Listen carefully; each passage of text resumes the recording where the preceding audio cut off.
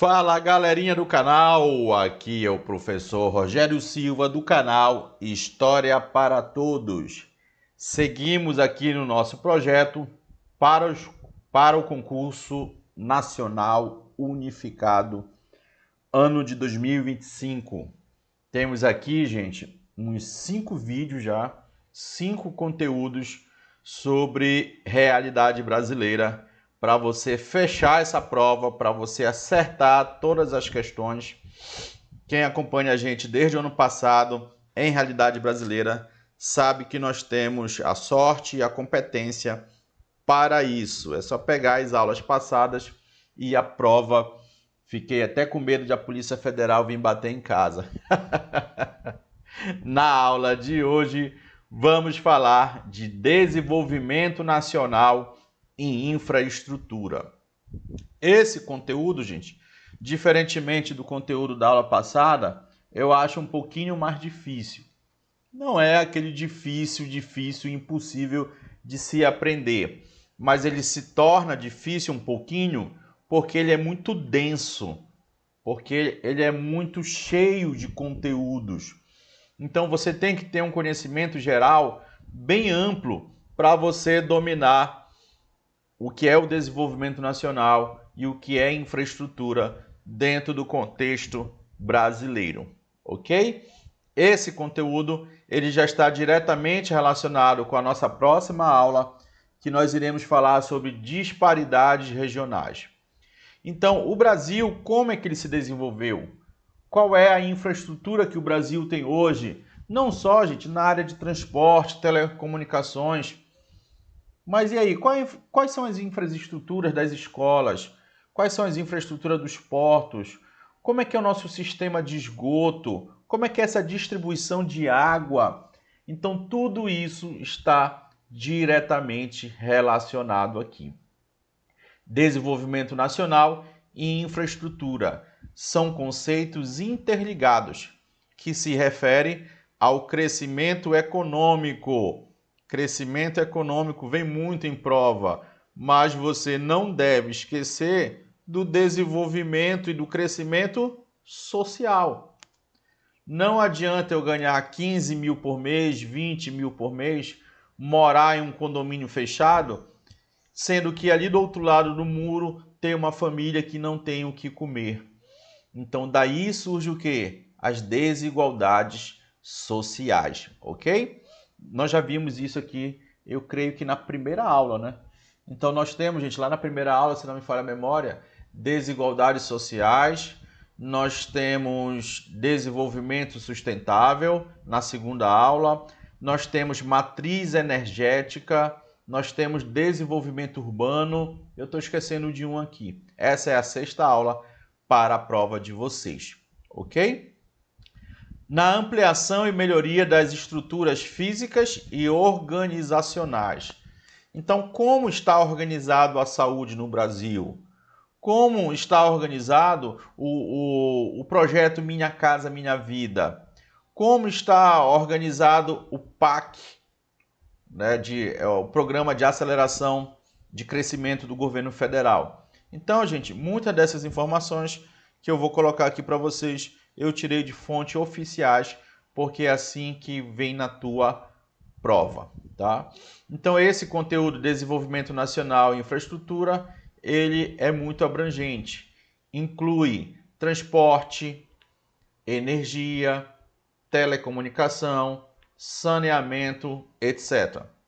Um país com infraestrutura deficiente encontra dificuldades em atrair investimentos estrangeiros. Automaticamente, isso diminui a geração de emprego, automaticamente você tem uma menor qualidade de vida. Então imagina, gente, uma cidade X, onde o transporte é deficiente, onde o fornecimento de energia também é ineficiente, onde não tem telefonia bacana, não tem internet, onde o povo sofre com a falta de saneamento, onde a maioria dos jovens não conclui, né, o ensino fundamental, automaticamente essa cidade ela terá um baixo que IDH. Índice de Desenvolvimento Humano, que eu já falei aqui nas aulas anteriores. E aí eu trouxe alguns especialistas aqui para conversar conosco, né? O economista Celso Furtado argumentava que o desenvolvimento não pode ser visto apenas como crescimento econômico. Então, para um país ser desenvolvido, para uma cidade e um estado, mas principalmente aqui ele fala da forma macro, um país, apenas com crescimento econômico, mas com um processo que reduz desigualdades sociais e regionais. Então, esse crescimento econômico, ele tem que ser igual. Esse crescimento econômico, ele tem que ser para todas as classes sociais, para todas as regiões do Brasil. Ao longo da nossa história, gente, nós observamos vários surtos, vários momentos de crescimento econômico. Só que esses crescimentos econômicos, eles não abrangem boa parte da sociedade. Nós observamos isso muito, por exemplo, durante a ditadura militar, ali no milagre econômico. Então, houve um relativo crescimento econômico, um processo de industrialização, mas isso ficou concentrado no Sul e no Sudeste. Para Celso Furtado, a infraestrutura é fundamental nesse processo, pois permite o quê? A integração territorial. Durante muito tempo, gente, o Brasil ele não esteve integrado. Tá? Durante muito tempo, já no Brasil República, nós temos o quê? Ilhas econômicas. O Nordeste pouco se conecta com o Sudeste. O Sudeste pouco se conecta com a Amazônia. E isso sempre foi um problema. Por isso que o JK não foi o único, tá, gente? O Juscelino Kubitschek construiu Brasília para promover essa integração nacional, essa integração territorial.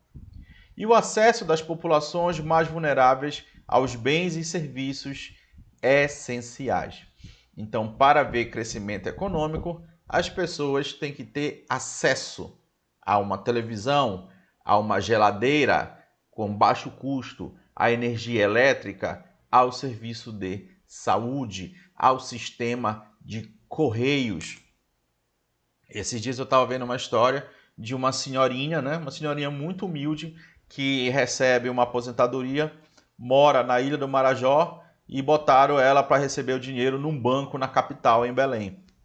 Como é que essa senhora vem, gente, vai do Marajó para Belém?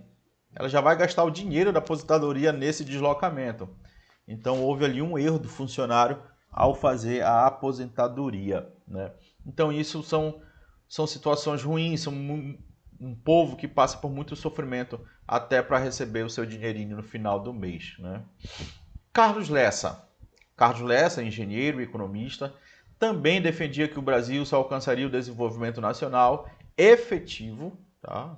Um verdadeiro desenvolvimento nacional, se investisse fortemente em infraestrutura, especialmente nas regiões historicamente excluídas. Então aqui eu lembrei do caso, né, do jornalista, o Dom, o Bruno, que foram assassinados aqui no Amazonas, na região do Javari. Então, o quanto que essas pessoas vivem esquecidas pelo Estado brasileiro? O quanto essas pessoas sofrem com a carência de infraestrutura, com a carência da presença do Estado de forma efetiva, da Polícia Federal, do Exército, do SUS. Então essas pessoas, historicamente, elas são esquecidas pelo Estado brasileiro, o que acaba gerando, né, muitas e muitas violências. É muito difícil para uma criança estudar numa região dessa. O sistema modular de educação funciona de forma muito precária. Então, gente, não é coincidência, né? Aqui eu trouxe 4 casos, né, de conflitos, de mortes na Amazônia, porque é uma região historicamente excluída. É sobre isso que Carlos Lessa nos fala. Então você tem aqui o assassinato de Dorothy Stang em Anapu em 2005, né? Depois do casal aqui, o José Cláudio Ribeiro e a Dona Maria, Foi um absurdo nos anos de 2011. Eles falaram várias vezes que estavam sendo ameaçados. Eles pediram proteção da polícia e isso não foi dado e eles foram assassinados. E isso é de muito tempo, né? Você vê lá o caso do Acre, do Chico Mendes, que lutou ali para defender os seringueiros. Então, o caso do Bruno, né, e do Dom Phillips foi mais um, infelizmente, dessa região historicamente excluída. Então, o desenvolvimento nacional, econômico e social ainda não chegou plenamente nessas regiões como a Amazônia. Ok? Paralela, a ausência de uma política nacional robusta de infraestrutura prejudica a soberania do país. Então, essa região de fronteira ela é altamente desprotegida. Eu estou dando um exemplo, tá, gente? Existem outros milhões. Dificulta a mobilidade da produção e de pessoas e limita a capacidade de crescimento sustentável, né? Então, uma pessoa muito humilde, muito pobre, aqui, por exemplo, no interior da Amazônia, às vezes não quer fazer uma pesca predatória, uma pesca ilegal, uma retirada de madeira ilegal, mas é o que tem ali para a sua sobrevivência. Então, acaba destruindo a floresta, a fauna e a flora e desconhece no seu dia a dia, no seu cotidiano, tá? Um crescimento pensado ali na preservação do meio ambiente, um crescimento sustentável, ok? Falo, gente, por conhecimento de causa, tá, gente? Muita coisa que falo aqui é vivenciado por mim. Não só no plano teórico, né, gente, mas no plano prático, né? Transporte tem maior falta de investimento. Olha como é que é histórico essa questão do transporte e outros investimentos, né? Investimentos realizados e investimentos necessários. Isso é histórico. O governo federal, gente, os governos estaduais lutam, né, para reduzir esses déficits, quase não sai, né, de investimentos. Mas é muito difícil, tá, gente? Nós temos aí 50, 60 anos, né, de poucos investimentos em alguns setores da sociedade. Mas estão tentando e estão reduzindo até certo ponto, né? Transporte e logística. Era necessário 2,3% do PIB, foi 0,4%. Energia elétrica, 0,8%, 0,7%. Então, a energia elétrica não está tão ruim. E agora, nos anos 2024 e 2025, tivemos um crescimento em investimento, inclusive com energia solar e energia eólica, né? Telecomunicações, era necessário 0,8% do PIB, isso em 2019, foi feito a metade, né? Então, ali, saneamento, como sempre, o saneamento é deixado de lado, né? Lá em Belém, na cidade da COP, você observa muito isso, né? O saneamento básico está sendo feito nas regiões centrais da cidade e as regiões periféricas, onde o turista geralmente não vai andar, estão um pouco esquecidas. Transporte aqui, os melhores e piores estados em infraestrutura. Então aqui você vai observar uma certa melhoria, né? Essa questão de estradas, ferrovias, portos, toda essa infraestrutura de logística de transporte.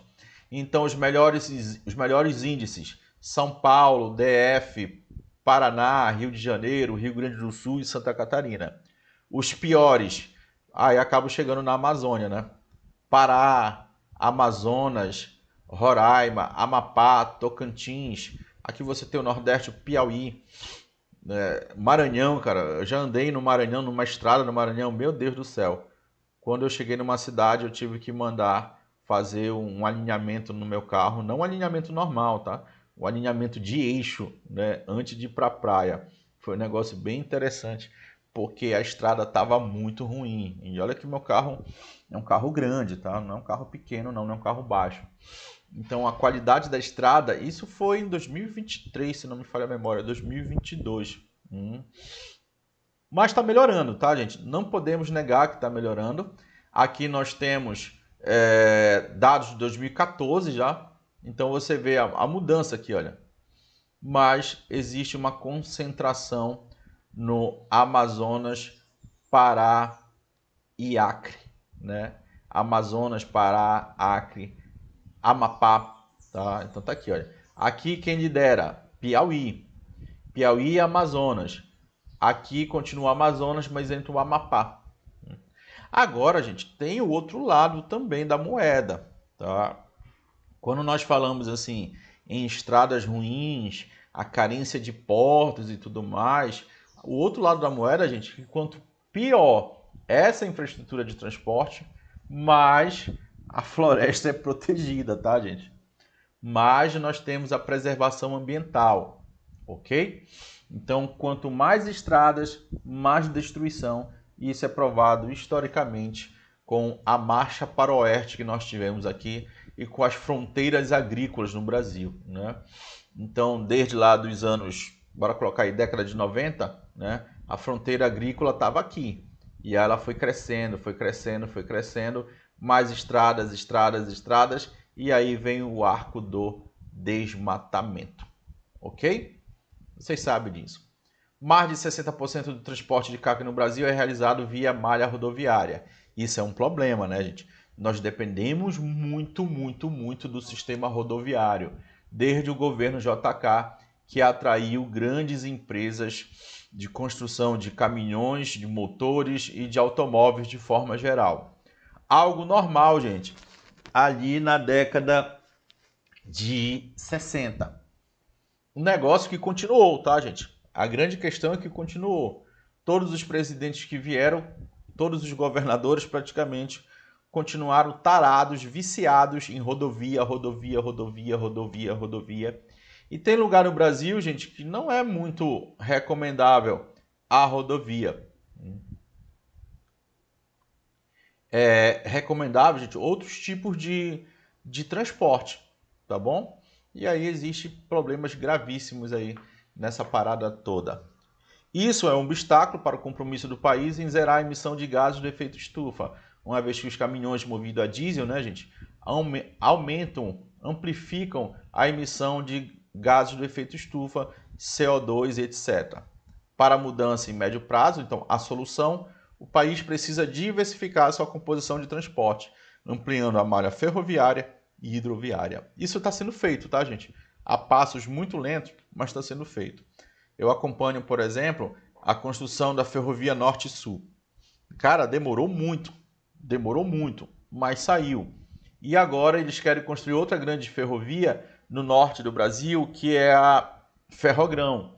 Então, por questões ambientais e tudo mais, também está demorando. Então, eu acredito que essa nem deveria sair, porque vai ser muito sofrimento ali para o povo daquela região.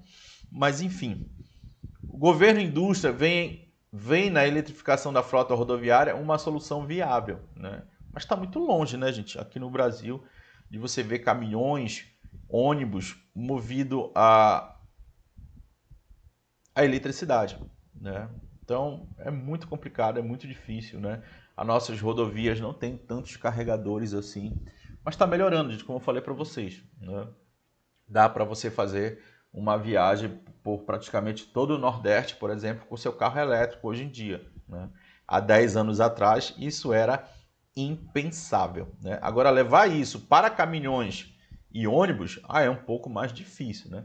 Mas já estão começando, né, gente? Pelo menos isso, o futuro aí promete uma melhoria aí, acreditamos que de forma significativa. Imagina, gente, daqui a 10 anos, todos os ônibus que circulam nas nossas capitais, como seria bacana se todos eles fossem elétricos, né? É uma grande aposta também no hidrogênio verde e outros biocombustíveis para poder substituir os diesels, o diesel e outras fontes poluentes para tentar chegar a esse compromisso a 2050. Então tem que mudar essa matriz aí de transporte. Então você vê aqui essa matriz de transporte em porcentagem a nível mundial, comparado aí com Japão, União Europeia e Estados Unidos. Observa como o Brasil ele predomina ali o sistema rodoviário, né? Porcentagem em TKU. TKU, gente, é quilômetros percorridos por toneladas transportadas. Né? Então, por exemplo, o melhor TKU são das hidrovias, porque polui menos e consegue transportar grandes tonelagens, ok? Então aqui é de 2019 e aqui você já vê uma mudança no ano de 2022, tá? Percentual aí aumentou para 63%, né? Observa, gente, como o sistema hidroviário está aqui, olha, 2, né? 2%. E o nosso Brasil é totalmente cortado por rios, né? Mas é muito difícil de ser implementado o sistema hidroviário historicamente no Brasil. Falando de transporte, gente, falando de desigualdades sociais, um dos absurdos que promove desigualdades no Brasil é a questão da CNH. Alguns de vocês que estão aí, né, estão observando a dificuldade de tirar a CNH, né? É muito caro, né, cara? Eu lembro quando eu fui tirar a minha CNH, meu Deus do céu, era muito barato, né? Se eu falar para vocês que foi R$ 180, vocês vão acreditar? R$ 180, cara, é muito barato. Hoje em dia, gente, tá uma fortuna, né? Então é isso que eu trouxe aqui para vocês. Notícia agora do mês de agosto, né? A carteira de motorista para um brasileiro é muito mais do que um documento, né? É uma chave para a mobilidade social, para o trabalho e a independência. Então, muitas pessoas conseguem trabalho graças à sua CNH. E se não tem CNH, fica muito mais difícil, tá? Para você dirigir um carro de uma empresa, para você dirigir um caminhão. Tem um tempo desse aí que eu gastei com a minha mãe, não sei, para dirigir transporte escolar. Eu acredito que foi R$ 4.000, cara. Um absurdo, né? Um absurdo, né? Então, muito difícil para as pessoas que não têm condições financeiras para isso. E aqui nós temos o levantamento, né, dos estados mais caros para tirar a CNH. E depois o governo federal, gente, está tentando resolver esse BO e esse problema. O modelo atual de formação acaba excluindo boa parte dos cidadãos que sonham com acesso ao documento. O Instituto Nexus, que destaca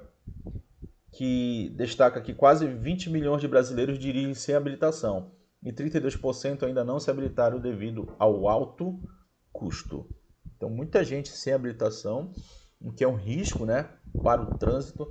Por isso que também você vê muita barbeiragem e muita gente quer tirar a habilitação, mas não tem condições. Então, vamos ver aqui o ranking, né, dos mais caros e dos mais baratos. Os mais caros, Rio Grande do Sul, praticamente R$ 5.000, cara. Você que me ouve aí do Rio Grande do Sul, você tem habilitação? É esse mesmo valor? Isso aqui são fontes oficiais, tá, gente? 4.000 e pouco no Mato Grosso do Sul, 4.000 e pouco na Bahia, quase 4.000 em Minas Gerais, Santa Catarina. O que eu fiquei assustado, que foi uma informação bem legal que eu achei, São Paulo aqui, olha, R$ 1.900, quase 2.000. Paraíba também, menor custo, tá? Aqui, se não me falha a memória, é categoria A e B, tá, gente? É isso mesmo, A e B. Então, na casa dos R$ 2.000, tá aqui, gente.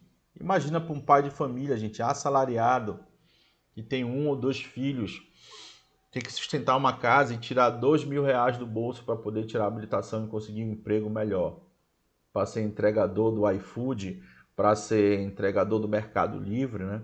Aqui no meu condomínio, de vez em quando, o motoqueiro tem que deixar a moto lá fora e entra no condomínio para poder fazer a entrega porque ele não tem habilitação. Então, olha que situação triste, que trouxe situação ruim, né? Muitas das vezes eu falo que eu vou pegar lá na portaria, só que é um pouco longe, tá, gente? Projeto do Ministério dos Transportes quer democratizar acesso à população à carteira de motorista. Então tá aí a solução, né? E isso já está sendo debatido desde o ano passado, tá, gente? Cerca de 40 milhões de brasileiros estão em idade legal para dirigir, mas muito ainda não possuem habilitação. O projeto desenvolvido pelo Ministério do Transporte prevê suspender a obrigatoriedade, presta atenção, suspender a obrigatoriedade. Não quer dizer que vai deixar de existir, tá, gente? De frequentar as autoescolas para obter a CNH de categoria A e B. Somente A e B. Ah, professor, mas vai gerar desemprego nas autoescolas. Verdade, tá, gente? Isso aí é inegável. Só que aí, gente, a gente cai numa polêmica, né? Mantém o emprego de todo mundo das autoescolas ou continua pagando 4, 5 mil reais para tirar uma habilitação? Então é algo que a nossa sociedade vai ter que discutir, né? O que vocês acham disso, né? As autoescolas seguirão oferecendo as aulas em que a exigência de aprovação nas provas teóricas e práticas do Detran será mantida, explica o ministro aqui, Renan Filho. Vai continuar, tá, gente? Tendo prova teórica e prova prática no Detran. Então você vai poder contratar um instrutor particular. Se você se garante estudar sozinho, se você consegue fazer a prova prática sozinho, e aí você se sai muito melhor, né? Com certeza. Então, cara, eu lembro quando eu fui tirar minha habilitação, eu já dirijo desde moleque, cara, foi muito chato ficar dirigindo. E eu tive que cumprir lá a carga horária, né? Cara, é muito chato isso, né, gente? E acaba tendo uma concentração de renda aí para as autoescolas, muitas das vezes, né?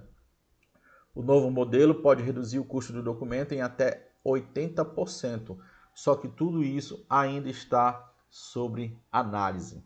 As aulas práticas, que antes tinham uma exigência mínima de 20 horas, passarão a ser opcionais e sem exigência de carga horária mínima. O candidato poderá contratar, se ele quiser, um centro de formação de instrutor, um centro de formação ou um instrutor autônomo. Eles que vão ganhar muito dinheiro, né? Isso vai ser bom para eles. Sempre tem o outro lado da moeda, né, gente? É impressionante. Eu lembro quando as locadoras de fita cassete de filme começaram a falir. Então foi um processo muito complicado, né? Hoje em dia é só streaming, né? Obtendo sua formação da forma que achar mais adequada e minimizando os custos. Então muita gente vai contratar aqui uns instrutores por algumas horas, umas 5 horas de aula, por exemplo, e depois já vai fazer a prova teórica e depois a prova prática. Mas tem que se garantir, né? A medida se inspira em práticas adotadas em países como... Então, e esse modelo, gente, já está dando certo nos Estados Unidos, Canadá, Inglaterra, etc. Beleza? Então tá aqui, olha. Aqui nós temos alguns dados entre os condutores habilitados. 42% dirige carro, 20% dirige em moto. O custo médio para obter a CNH aqui no Brasil, 3.200. Taxa 746 e autoescola 2.000 e pouco. Então você vê uma grande concentração de gastos em autoescolas, tá? Nada contra com autoescolas, tá, gente? Mas é real aqui, né, gente? É um gasto muito grande. Tem que comprar carro, alugar o prédio, pagar funcionários e tem um lucro também do proprietário da autoescola. Então eles estão muito preocupados com esse projeto. Energia. Governo, vamos falar de energia. Energia, a gente faz parte do desenvolvimento, né? Como é que você vai ter desenvolvimento econômico, nacional, de infraestrutura se você não tem energia? Então esse foi um problema muito grande do Brasil, a partir principalmente ali da década de 40, no governo Vargas. E de Vargas para cá, nós tivemos uma explosão na construção de hidroelétricas, que gera um grande impacto socioambiental. Então, o governo federal... Estou sentindo um cheiro de queimado, acho que... Pensava que fosse o gás que estava ligado aqui em casa. Será que eu estou fazendo bolo e eu não lembro? Ah não, acho que é o meu vizinho. Vou já comprar um bolo do meu vizinho. Hoje eu estou gravando aula de casa, gente. Estão escutando o barulho dos passarinhos aí? Tem gente que pensa que eu tenho pássaros presos em casa. Mal conhece. Eu moro num condomínio, graças a Deus, muito bacana, cercado por verde. Então vamos lá, gente. O governo federal aprova Plano Decenal de Expansão de Energia 2034. Muito bom isso, tá, gente? O governo está planejando o fornecimento de energia até 2034. Então, aproximadamente aí 10 anos. Por isso que é plano decenal. Então, se o Brasil quer crescer, se o Brasil quer gerar emprego, se o Brasil quer gerar renda, se ele quer atrair capital estrangeiro, indústria, o agronegócio que continua crescendo muito bem, graças a Deus, e graças aos investimentos também do governo federal e do trabalho do povo do campo, ele precisa de energia, ele precisa de eletricidade. E de onde tirar essa eletricidade? Então tem todo um planejamento. Então aí PDE, elaborado pela empresa de pesquisa energética. O documento apresenta um planejamento detalhado e crucial para subsidiar a trajetória da transição energética do Brasil pelos próximos 10 anos.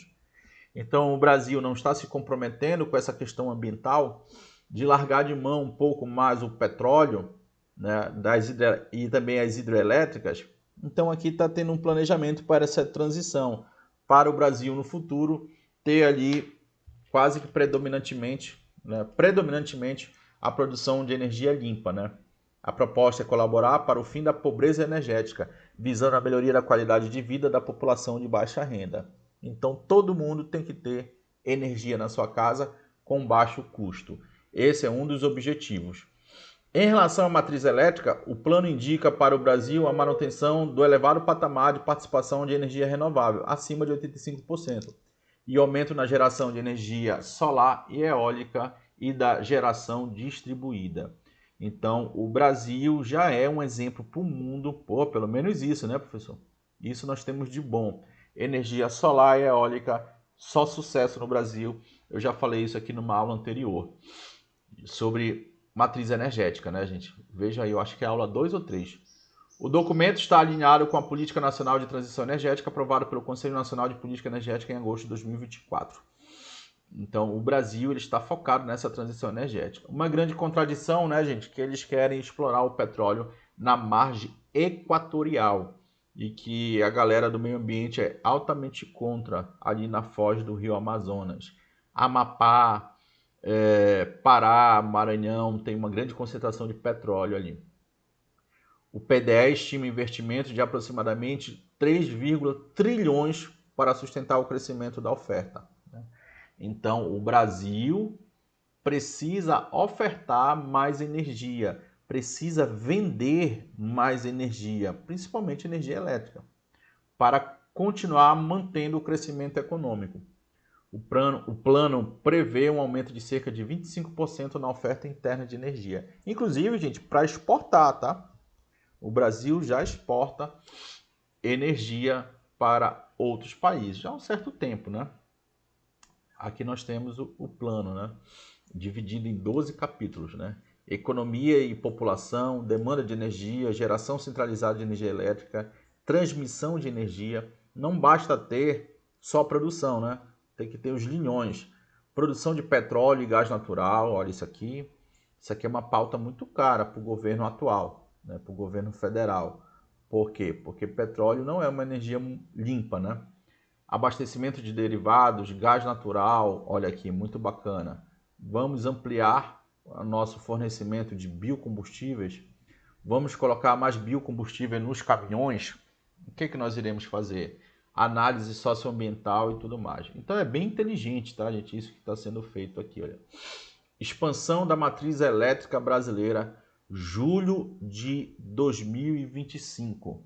Então você vê com grande destaque aqui esse crescimento de eletricidade, podemos assim grosseiramente falar. Aqui, olha, no Rio de Janeiro, você vê a Bahia, você vê Minas Gerais, com grande potencial, né, nessa produção energética, dando uma contribuição muito, muito importante para o Brasil. Em menor escala, você vê aqui a Amazônia, né? O Pará e o Amazonas. Temos mais dados aqui. Eu sempre gosto de trabalhar com dados, com tabelas, com números. Aqui, olha, com percentuais, que eu acho que a imagem vale mais do que 1000 palavras. Total instalado nas usinas do Brasil. Então aqui nós temos vários tipos de usinas, né? Usinas hidrelétricas, usinas termoelétricas, usinas nucleares. Tá aqui, ó. Deixa eu pegar aqui a canetinha que é bem melhor. Tá aqui, olha. Aqui nós temos as hidrelétricas. Observa aqui em operação 48%. Aqui nós temos a termoelétrica 23%, correto? Em verde, nós temos agora, isso são os dados mais atuais, tá, gente? Aqui, olha, julho de 2025. Nós temos aqui o total instalado de usinas no Brasil eólica, nós temos aqui a UFV, usina fotovoltaica, ok? E nós temos outras usinas. Então aqui, olha, CGH, Central Geradora Hidrelétrica, né? É uma de porte médio, como por exemplo, nós observamos aquelas pequenas não, né, gente? Médias hidrelétricas que ficam em quedas d'água, pequenas cachoeiras, podemos assim dizer, beleza? Então aqui nós temos eólica, a PCH, gente, pequena central hidrelétrica. Essa aqui é instalada em rios bem pequenos. Então é como se essa aqui fosse pequena, essa aqui média e essa aqui super grande, né? São instalações que geram energia ali através da força da água, beleza? Então CGH, Central Geradora Hidrelétrica de porte médio. Você tem aqui a eólica, você tem a PCH, Pequena Central Hidrelétrica de rios menores, e aí o UFV, usina fotovoltaica, ok? E aqui são construções não iniciadas, mas que tem como planejamento aqui, olha, 84% planejado para a usina fotovoltaicas, né? Em construção, aqui, olha, fotovoltaica, usinas termoelétricas, usinas eólicas, né? Quem viaja aqui por Nordeste, quase não sai, Nordeste, meu Deus do céu. Você observa muitos desses ventiladores gigantes, como eu falo. Governo celebra a descoberta de pré-sal. Anúncio da BP, uma empresa multinacional, tá? Sobre a descoberta de petróleo e gás natural no bloco Bumerangue, localizado na Baía de Santos. A exploração de petróleo já não é mais 100% da Petrobras, né? A gente perdeu esse monopólio, em parte. A mais de 400 quilômetros da costa do estado do Rio de Janeiro. Trata-se da maior descoberta da companhia britânica nos últimos 25 anos. Ou seja, isso aqui é para lembrar que nós ainda dependemos muito de quem? Do PET. É o petróleo. O bloco foi arrematado lá atrás, no primeiro ciclo de oferta permanente da partilha de produção. Leilões de exploração do petróleo do Ministério das Minas e Energias em 2022.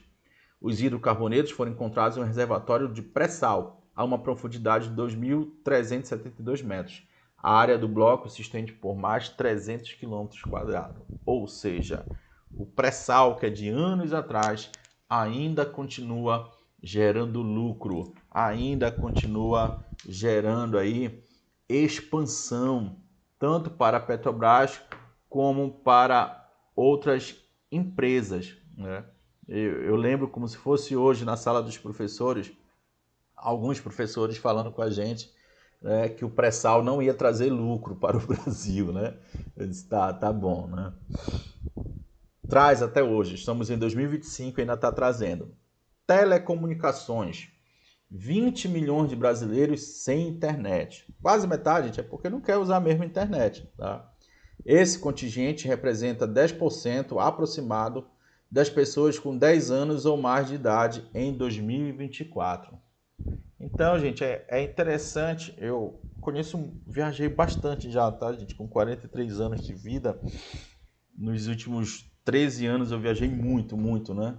É impressionante, às vezes, gente, uma cidade que fica, sei lá, a 100 quilômetros de uma capital, como não tem internet de qualidade, ou muitas das vezes não tem um sinal de telefone. Então nós evoluímos bastante, com certeza, mas precisamos evoluir ainda mais. Já fui algumas vezes na Ilha do Marajó, muita dificuldade com energia elétrica.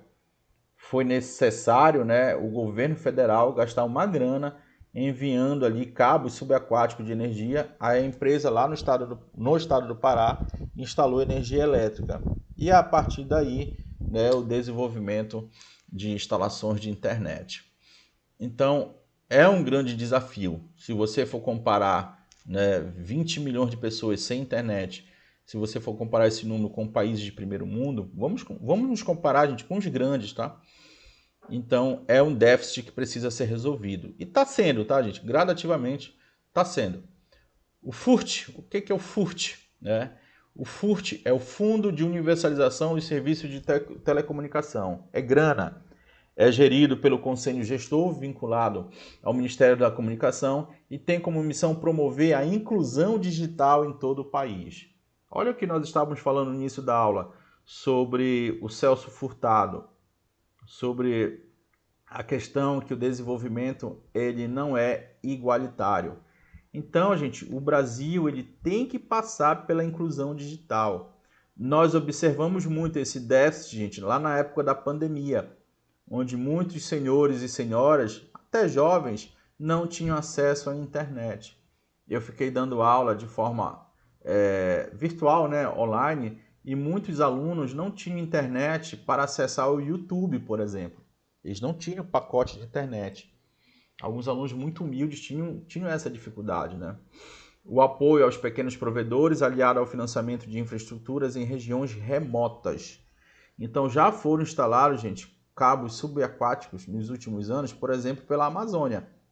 Então, no Rio Amazonas, gente, nós temos vários cabos subaquáticos de internet, tá? O que há 10 anos atrás era impensável para promover a internet banda larga.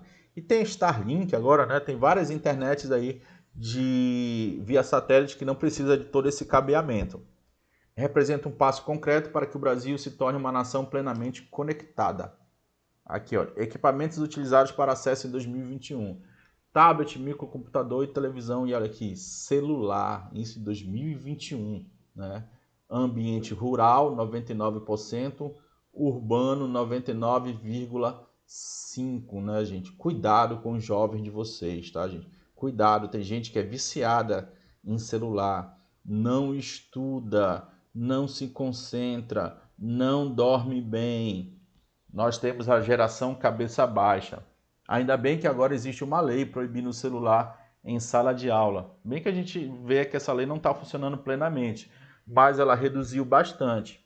Então, cuidado com os filhos de vocês, tá, gente? Eu tenho um filho de 12 anos, eu sei como é difícil às vezes, né? Mas eu sempre tomo muito cuidado com meu filho. Agora, recentemente, que ele teve um celular, né? E não tem rede social.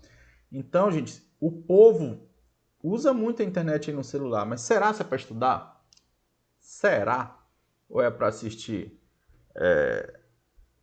Xvideos, Big Brother ou a Virgínia Fonseca, né?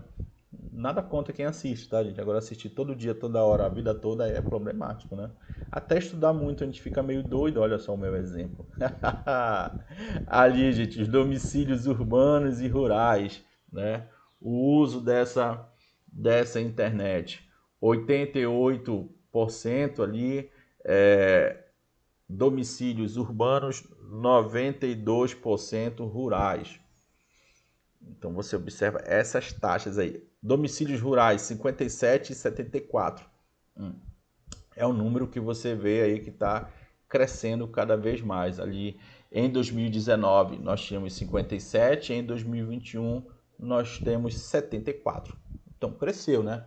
Muito, muito mais, né? O homem do campo está tendo acesso à internet. E agora em 2024, 2025, com certeza esse é o número maior. Então nós estamos, gente, em pleno avanço aí desse acesso à internet. O grande problema, gente, disso aí é primeiro ter energia elétrica, tá? Só para vocês terem uma ideia, em 94 eu estava numa cidade que faltou energia na hora que o Romário foi bater, parece mentira isso, foi bater o pênalti, né? Hoje a cidade tem plena energia, graças ao Luz para Todos. Pesquisa Nacional por Amostra de Domicílio mostrou que o número de pessoas conectadas à internet aumentou em 6,1 milhões nos últimos 2 anos. Então está ampliando, né? Isso tem que saber para a tua prova, tá, gente? Está ampliando. Atingindo 89% da população entre 10 anos, com mais de 10 anos ou mais em 2024. Em 2016 era apenas 66. Então de 66 foi para quase 90. Pô, bacana, né? As regiões Norte, Nordeste lideraram a expansão de acesso entre 2019 e 2024. Então isso aqui que era um ponto fora da curva, né? Negativamente, agora está positivamente. Essas duas regiões estão liderando a expansão. Olha isso numa questão de prova. Aqui eles poderiam mudar, gente, colocar Sudeste e Centro-Oeste. E muita gente iria marcar isso. Sudeste e Centro-Oeste. Sudeste e Sul. Mas não, quem está ampliando aqui, 19 e 24, Norte e Nordeste. Ok? A região Centro-Oeste manteve o maior percentual de usuários. Interessante isso aqui, né, gente? O Centro-Oeste é que tem o maior número de usuários conectados, maior do que o Sudeste, segundo o IBGE. Saneamento, olha como aqui nós temos muito o que melhorar, né, gente? População com água tratada, nós temos ali 83%, boa, beleza, legal. Agora, quando nós vamos para a coleta de esgoto, esgoto tratado, perda de água na distribuição, os números são horríveis, né? Melhorou, professor, de 2024, 2025? Com certeza, né? Mas para um país que é uma das maiores economias do mundo, está entre as 10 maiores economias do mundo, isso é uma vergonha. É uma vergonha, gente. 53% apenas da população com coleta de esgoto. Então é complicadíssimo isso. Esgoto tratado, 46%. Perda de água, 38%. Né? Isso traz uma série de problemas. Mas está melhorando um pouquinho. Moradores e domicílios com esgotamento sanitário. Isso em 2022. Por rede coletora pluvional ou fossa séptica. Né? Então aí nós estamos falando em esgoto. Quais são os piores índices? Então tá aqui, olha. Você vê aqui, bora pegar o ano de 2022. Cadê a canetinha? Tá aqui, ó. 73%, né, no Centro-Oeste, Sul 83%, Sudeste 90%. Então tu tem que saber isso aqui para tua prova, tá? Esgotamento sanitário, o melhor, o Sudeste, e o pior, Nordeste 58%, e o Norte, onde vai acontecer a COP30, 46%. Beleza? Então tu tem que saber isso daqui. Beleza, anjinhos? Olha nos anos de 2020, gente, como era absurdo isso aqui. Centro-Oeste, 40%. Melhorou para 70%. O Sudeste, 80%. Melhorou para 90%. Aqui o Norte teve até uma diminuição, olha. De 2000 para 2010. Em 2022 ainda ocorreu uma ampliação bacaninha, né? Mas precisamos melhorar muito essa questão do esgoto sanitário. Isso, gente, gera problemas até na educação. Esses dias tem uns meses que eu estava lendo uma história de uma criancinha aí que ela vivia faltando aula, porque ela ficava com umas doenças de pele e haja gastar dinheiro com remédio e tudo mais, faltava aula, coceira, né? Muita coceira e tudo mais. Depois que a prefeitura, na frente da casa da criança, fez ali o sistema de saneamento, tapou ali o esgoto a céu aberto, a criança nunca mais adoeceu e nunca mais faltou à escola. Então, olha só, gente, como o saneamento básico, ele interfere até mesmo na educação. Então, nós tínhamos dados extremamente ruins, ainda temos dados ruins, né? Mas antigamente era muito, muito pior. Olha aqui, gente, saneamento, de forma geral, 2010. Então, você vê o Norte e o Nordeste aqui extremamente precários, né? Ausência de banheiro ou sanitários. Percentual aí, vermelho ali, olha, 20 a 68%. O Sul e o Sudeste bem mais tranquilo. Aí, olha aqui, ó. Tá melhorando. Aqui 2010, aqui 2022. Mas você vê aqui, olha, o sertão nordestino, o centro aqui do Mato Grosso, o extremo norte do Brasil, ainda com dados extremamente preocupantes na questão de saneamento aí nos banheiros e sanitários, etc. Novo marco regulatório de saneamento, que tem como principal objetivo a universalização do acesso à água e esgoto até 2033. na sua casa aí, filho de Deus, dá uma lida nisso aqui, tá? Infelizmente, a gente não tem tempo de discutir tudo aqui, gente, né? Então, dá uma lida nisso daqui. Isso aqui também pode ser uma questão da tua prova. Apenas em água e esgoto, nos investimentos de 22 bilhões por ano, na média nos últimos 5, desde a aprovação do marco regulatório. Precisaríamos aumentar para algo de 50 bilhões. Então, desde o marco regulatório, ampliou os investimentos no saneamento, mais de 20, mas nós precisávamos de mais de 50 bilhões. Como nós falamos, gente, ao longo da história, né? Essas obras de saneamento estão debaixo da terra e isso não é muito bem utilizado para propaganda política, né? Eleitoral. Para o povo ver, isso não é muito visível. Então, por isso que, historicamente, os nossos políticos deixam isso de lado. Habitação, novo PAC, seleções 2025, Periferia Viva. Cuidado com esse nome na tua prova, tá, gente? Projeto do governo federal, Periferia Viva. O que é isso, professor? Urbanização de favelas, urbanização de comunidades. Então, o foco agora, gente, é nas favelas, ok? Programa Minha Casa Minha Vida. O programa prevê um investimento de 4,67 bilhões destinado à urbanização de 49 territórios periféricos em 32 municípios em 12 estados brasileiros. A iniciativa inclui a construção de 5.600 unidades no programa Minha Casa Minha Vida. As intervenções buscam dotar a favela de infraestrutura urbana como habitação, drenagem, recuperação ambiental, regularização fundiária, equipamentos públicos de saúde, educação, esporte, lazer e cultura. Isso aqui tá lindo e maravilhoso no papel, né, gente? Vamos aguardar na prática. Esses planejamentos aqui, eles ficam lindos aqui quando eles são lançados, né? Mas aí, quando vai para a prática, que nós observamos grandes problemas, né? Inclusive de corrupção, né, gente? Infelizmente, ao longo da história do Brasil, nesse governo e em outros governos, a corrupção domina. Então tá aqui, gente, melhoria das favelas, olha. Bahia, Maranhão, Minas Gerais, Paraíba, Pernambuco só tem um, olha, Paulista, Paraná, Rio de Janeiro, e você vê grande concentração aqui em São Paulo, né? São José, Caieiras, Cubatão, Osasco, Santos, São Bernardo do Campo, capital São Paulo. E nós temos ali 3 regiões em Palmas. Então, melhoria das favelas, o nome do projeto Periferia Viva, ok? Infraestrutura urbana terá 1,6 trilhão em investimentos até 2033. Fonte governo, 30/10/2024. Estamos aguardando isso daqui. O governo federal apresentou nessa quarta-feira o investimento que será feito na indústria, em setor como infraestrutura, saneamento básico, moradia e mobilidade até 2033. Então, o governo federal, inclusive, muitas das vezes chama a iniciativa privada para participar desses investimentos.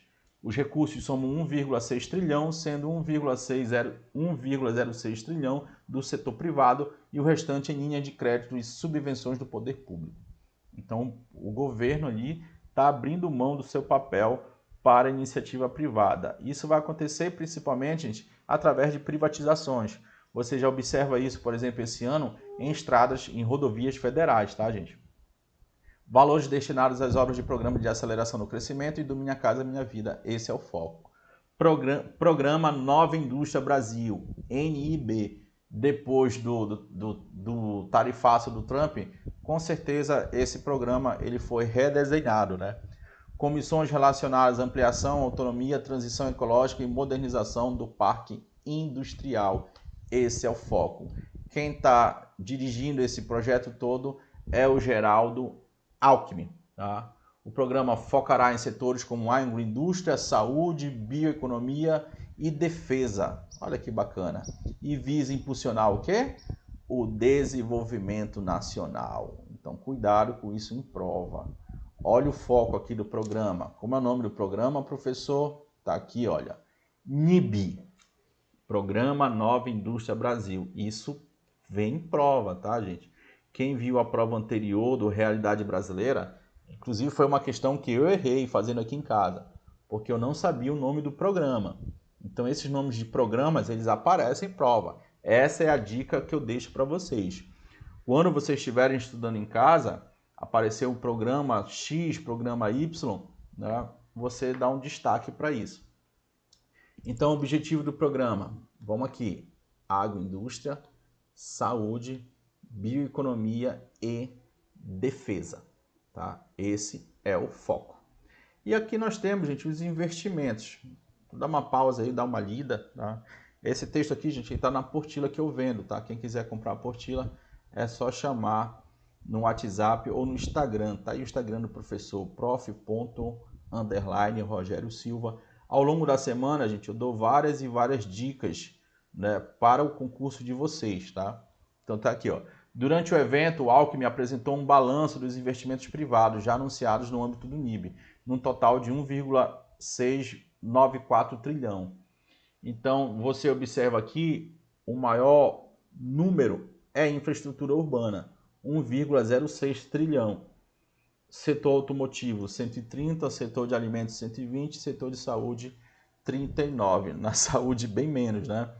Então, automotivo ali, eles estão dando muito apoio à indústria automobilística que ainda usa motor a combustão por conta da pressão que a BYD, né, e outras empresas chinesas de automóveis elétricos estão gerando nesse setor.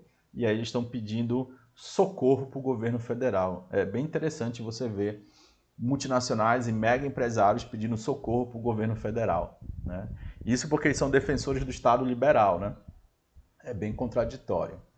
Mas enfim, investimento privado deve responder por 72% da infraestrutura em 2025, 13 de junho de 2025. Confederação destaca obstáculos que como entraves regulatórios, juros elevados e demora no licenciamento ambiental. Então, esses são os problemas para esses setores para novos investimentos.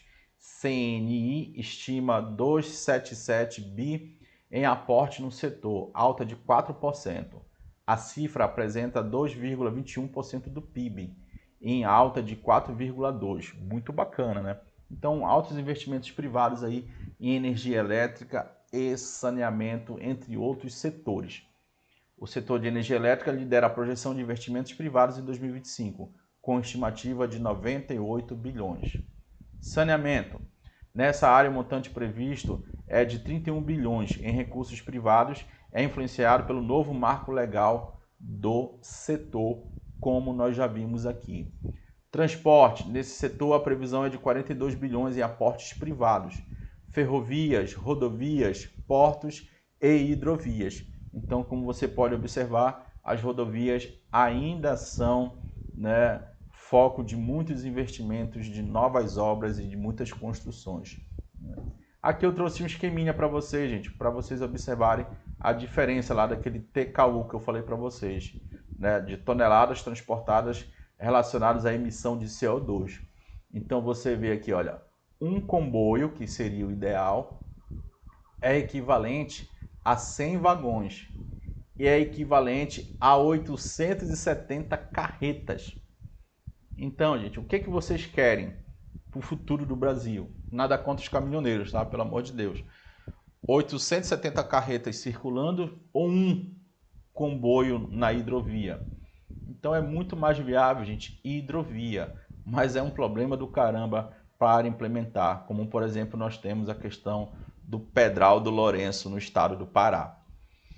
Telecomunicações, o valor estimado para este ano é de 28 bilhões. O setor registra estabilidade após ter atingido um pico de investimentos em 2022 com a implantação do 5G.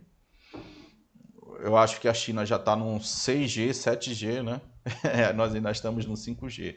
Mas como eu falei, está melhorando, tá? Tem país por aí, gente, tem país na Europa que a internet ela já vem junto com a energia elétrica. Você chega na casa, liga para a concessionária e pronto, está lá a internet ultra rápida. Precisamos melhorar e estamos melhorando, tá? Logística de transporte pode atrasar a transição energética do Brasil. Essa nova, né? O Brasil se comprometeu a zerar emissões de gases de efeito estufa até 2050, né? Então é um processo, tá, gente? 2030, 2033, 2050 finaliza. Será se nós vamos conseguir isso daí? Eu acredito que não, mas vamos ver. De acordo com os dados da Confederação Nacional de Transporte, mais de 60% do transporte de carga no país é realizado via malha rodoviária. Nós precisamos mudar isso, né? Segundo as projeções do Plano Decenal de Expansão de Energia 2029, elaborado pela empresa de pesquisa EPE, o transporte de carga deve aumentar 3,4% até 2029. Então, ainda vai ter aumento do sistema rodoviário, que não seria o ideal. Quais os planos do país para reduzir a dependência? Assegurar um forte crescimento no transporte de cargas por meio do sistema ferroviário. Aqui eu trouxe o exemplo, gente, do projeto da Ferrogrão, Sinop a Miritituba, né, Itaituba, no Pará. Vários entraves aqui socioambientais, inclusive com tribos indígenas, né? Por isso que essa obra não saiu. Combinação de transferência modal com estratégias que tragam a eficiência energética. Você fazer um transporte, gente, com vários sistemas de transporte, isso eu falo de transferência modal. Impulsionamento a iniciativas inovadoras para incorporar cláusula de obrigação de infraestrutura resiliente e sustentável em novos contratos de concessões, rodovias e ferrovias. Então, as novas concessões, as novas privatizações têm que focar nessa questão do ambiental, né? Tem que focar as empresas que desejam explorar essas atividades rodoviárias e ferroviárias, têm que desenvolver projetos para a diminuição, por exemplo, do CO2 na atmosfera. Então, todo mundo tem que pensar nesse desenvolvimento sustentável. Defasagem de investimentos. Para mudanças em médio prazo, o país precisa diversificar sua composição de transporte. Já falei isso várias vezes aqui, né? Vários tipos de transporte, não ficar apenas dependendo do rodoviário. Há alguns anos atrás, nós observamos isso com grande dificuldade. Tivemos grande dificuldade com a greve dos caminhoneiros. Tá? Não vou entrar aqui no mérito da questão, tá, gente? Mas isso ficou muito nítido o quanto nós dependemos do sistema rodoviário. De acordo com o Fórum Econômico Mundial, com dados de 2019, o Brasil ocupa a posição de número 71 no ranking de qualidade de infraestrutura dos 141 países. Ou seja, precisamos melhorar muito, já que estamos entre as 10 maiores economias do mundo, né? Isso não significa apenas estradas esburacadas, mas também falta de investimento que... Falta não, né, gente? Baixos investimentos ali em 2019, o que compromete as possibilidades de uma frota moderna e de soluções para ampliação de infraestrutura para outros modais. Isso é muito claro, gente, quando a gente viaja para fora do país e vê como o sistema funciona, né? Você vê, por exemplo, na Europa, na Itália, não muito longe aqui na Argentina, né, o sistema rodoviário funcionando, ferroviário funcionando muito bem, né? Os portos funcionando muito bem, né? Bem que a última vez que eu estive na Argentina estava tendo greve nos aeroportos. Foi uma confusão do cacete. Mas enfim, no relatório aponta-se que a defasagem de investimentos no setor de transporte no país é de aproximadamente 4 trilhões. De acordo com Marcos Quintela, diretor da FGV, para que haja diminuição da frota rodoviária e ampliação de infraestrutura, o governo federal precisa aumentar a fatia dos orçamentos. Temos que investir 4% do PIB para melhorar esse sistema de transporte. Então estamos um pouco distante disso, né? Malha ferroviária longe do ideal. Fica clara a necessidade do Brasil utilizar mais trens para o escoamento da produção. Onde não tem possibilidade de hidrovias, tem que se colocar ferrovias, né, gente? A malha ferroviária brasileira hoje é fortemente sustentada pelo minério, né? Temos uma malha de 30 mil quilômetros, das quais apenas 10 mil são operacionais. Um terço estão transportando cargas, sendo 75% de minério. A primeira coisa que precisamos fazer é mudar o perfil das malhas, mudar o perfil, ou seja, utilizar o sistema ferroviário, gente, não apenas para minérios. Tá? Então, tirar essa predominância dos minérios, transportar outras cargas e transportar também pessoas, de forma geral, né? O Ministério dos Transportes afirmou que, com o marco legal das ferrovias, vai permitir o aumento dos investimentos do setor privado. A medida reduz a burocracia na construção de novas ferrovias e inova no aperfeiçoamento de trechos ociosos na prestação de serviço de transporte ferroviário. Não é somente transporte ferroviário, né, gente, que precisa melhorar, como eu já falei aqui para vocês. E aqui do lado, gente, eu já trouxe aqui o Pedral do Lourenço, né? O Pedral do Lourenço, gente, tem várias e várias rochas aqui no rio, né? Aqui na foz do rio Araguaia com Tocantins, próximo aqui a Marabá, onde a navegação não pode ocorrer o ano todo. Quando existe a vazante do rio, ficam várias rochas e pedras que é impossível as barcaças passarem. né? Isso aqui é uma ótima rota de escoamento de produção para a Europa e Estados Unidos, sem precisar ir para o Porto do Sudeste, sem precisar ir para o Sul, para Paranaguá, para ir para Santos, etc. Então, gente, desde quando eu era estudante, eu escuto falar, né? Ainda sou estudante, né? Estudante de ensino fundamental e médio, eu ouço falar do Pedral do Lourenço aqui e nunca é solucionado esse BO, né? Os ambientalistas são contra, né? Porque tem que jogar dinamites aqui para tirar essas rochas, o que vai afetar ali a pesca, a navegação dos povos originários ali, das populações locais. Então é um BO muito grande ali. Pedral do Lourenço, tá, gente? Dá uma pesquisada aí, por favor. Pedral do Lourenço pode vir na sua prova. Hidrovias e ferrovias emitem menos CO2 por quilômetro percorrido. É aquela questão do TKU. Mas é claro que devemos tomar cuidado com os impactos locais e outras aplicações ambientais. Então, existem impactos locais e ambientais quando se constrói hidrovias e ferrovias, tá? É isso, gente. Como é que vem prova? Espero que vocês tenham gostado da nossa aula. Já passamos de 1 hora de aula. Deixe seu like, tá, gente? Inscreva-se no canal. Like, inscreva-se no canal. Esses dias agora eu quero chegar a 12 mil pessoas. Quem chegou agora, gente, o nosso canal tá aqui desde 2015, tá? A gente não começou agora essa brincadeirinha saudável. Então se inscreva no canal, deixe seu like, deixe seu comentário. Comentários inteligentes, tá? Tem uns comentários aí bem louquinhos, né? Uma crítica construtiva. Estamos abertos aqui para comentários inteligentes, baseado na ciência e na razão, não na paixão política. Tem gente que tem político como político de estimação, né? É muito complicado isso no Brasil. O recente Programa Nacional, novo PAC, relançado em 2023 pelo governo federal, tem como um de seus principais objetivos. Então, depois dessa aula todinha, gente, tu tem a obrigação de acertar essa questão. Filho de Deus. E aí, anjinhos? Dá uma pausa aí no vídeo, lê aí com cuidado, tu tem que acertar essa questão. Senão eu tô falando aqui mais de 1 hora em vão aqui para vocês. Letra A. Priorizar investimentos em tecnologias digitais, excluindo obras de infraestrutura física. Esses são os principais objetivos do PAC? É óbvio que não. Promover parceria com países estrangeiros para educação superior? Esses são os principais objetivos do PAC? Não. Impulsionar a criação de novas políticas públicas voltadas exclusivamente para a saúde? Exclusivamente está errado, né?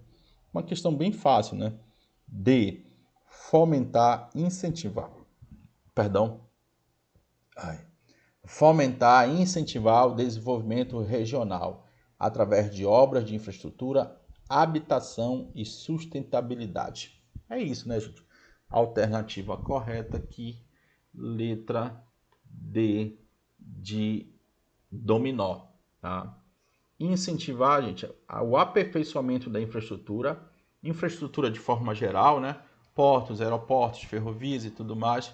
Habitação, falei agorinha, né, da periferia viva, programa do governo federal, e sustentabilidade. Até na hora de construir uma rodovia, tem que se pensar em preservação do meio ambiente, em ganhar dinheiro com aquele meio ambiente, mas sem destruí-lo de forma total. Ok, anjinhos? Então, gente, quem quiser a apostila aí, o professor está vendendo a apostila. Na outra aula eu mostrei aqui para vocês a apostila. Tem todo esse conteúdo, tá, gente? Dinâmica social, desigualdades e exclusão, desenvolvimento econômico, desenvolvimento sustentável, matriz energética, desenvolvimento urbano, desenvolvimento nacional, infraestrutura e desigualdades regionais. Cada conteúdo desse, gente, tem uma sequência de questões gabaritadas e organizadas, questões atualizadas, ok? Tudo gabaritado, organizadinho, feito aqui pelo professor Rogério e por outro professor também, o Walter. A parte da apostila é feita por outro professor, professores que dão aula somente há 23, 25 anos. Meu Deus do céu, já vou fazer 23 anos de sala de aula, estou ficando velho. Mas quanto o professor é bacana, quanto mais velho, fica mais experiente nessa vida louca e traz aqui o melhor para vocês. ok? Quem quiser a apostila, tá aí os contatos. Né? Quem quiser seguir lá o professor no Instagram, tem dicas semanais também no Facebook. E para comprar a apostila aí, gente, vocês podem entrar em contato direto pelo Instagram, porque eu envio em PDF na hora. Tá bom, gente? Deixe seu like, inscreva-se no canal. Aqui é o professor Rogério Silva do canal História para Todos. Até a próxima. Fui!